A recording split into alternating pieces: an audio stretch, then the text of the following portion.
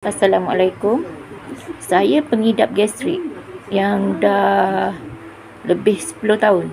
Seperti selama hari ni, kalau saya kena gastrik, sakitlah kan? Bergulung-gulung, menongging-nongging.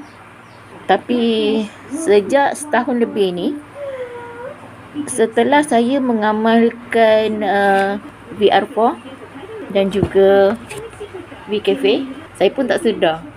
Saya dah tak pernah kena gastrik, saya dah tak pernah demam, batuk sesama yang biasanya saya akan alami sebulan tu, mestilah demam.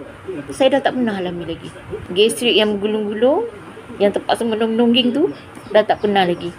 Saya amalkan ni 3 pagi, 3 malam, VCafe pagi dan malam. Saya amalkan tu je. Terima kasih.